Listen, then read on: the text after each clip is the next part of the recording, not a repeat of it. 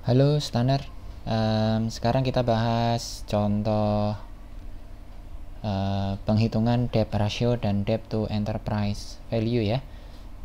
Kita di video sebelumnya tahu bahwa debt ratio digunakan untuk menghitung kinerja dari financial structure, sedangkan untuk capital structure kita akan memakai debt to enterprise value. Ini kita pakai laporan keuangan real ya, PT Adikarya, untuk menghitung debt ratio dan debt to enterprise value. Laporan keuangan tahun 2016, 15, dan 14. Jadi untuk menghitung performance dari financial structure Adikarya debt ratio, ini kita hitung, ini mengambil salah satu tahun, itu angkanya adalah total asetnya 20 triliun ya, ini ya 95 miliar sekian, ini diambil dari sini. Terus total liabilities-nya diambil dari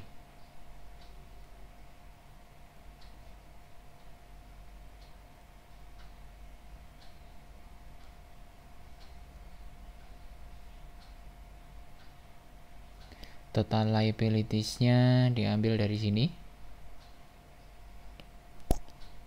maka menghasilkan debt rasionya, total liabilities bagi total aset ya 0,73. Sedangkan untuk menghitung performance dari capital structure, kita gunakan debt to enterprise value. Ini formulanya, pembilangnya adalah book value interest bearing debt dikurangi dengan excess dari cash dibagi dengan book value of interest bearing debt kurangi excess cash ditambah dengan market value of equity. Atau yang atas ini kan berarti book value of interest bearing debt dikurangi dengan excess cash, itu net debt. Oh ya, excess cash itu sendiri adalah ini ya, kas dan setara kas ditambah dengan investasi jangka panjang dikurangi dengan current liabilities. Jadi kalau masih ada sisa dari atau saldo positif dari kas dan setara kas ditambah dengan investasi jangka panjang setelah diperhitungkan atau dikurangi dengan kewajiban current, kewajiban lancar, ketika masih ada sisa dana atau sisa uang gitu, maka itulah yang dianggap sebagai excess cash atau kas berlebih. Nah, itu yang dimasukkan ke dalam rumus di atas debt to enterprise value itu. Nah, balik lagi ke rumus debt to enterprise value ini, jadi pembilangnya adalah book value dari interest bearing debt dikurangi dengan excess cash, berarti itu kan net debt ya. Kenapa net debt? Karena dianggapnya bahwa excess cash ini bisa digunakan untuk melunasi book value. Jadi hasil dari pengurangan book value dari debt yang interest bearing dikurangi dengan excess cash itu adalah net debt. Terus yang bawahnya penyebutnya ya, book value interest bearing debt dikurangi dengan excess cash, ini yang net debt-nya tadi. Net debt ditambah dengan market value of equity, itu enterprise value atau nilai dari perusahaan. Nah, ini dibagi debt to enterprise value sama dengan net debt dibagi dengan enterprise value. Nah, ini kita masukin angkanya dari laporan keuangan Adikarya di atasnya. Book value dari interest bearing debt ini kalian harus identifikasi sendiri ya. Ini kalian bisa lihat contohnya di atas ini, mengidentifikasi interest interest bearing debt yang ada unsur interestnya. Terus kemudian excess cash-nya ini juga dihitung, diidentifikasi sendiri dengan rumus ini. Itu kita akan dapat net debt-nya.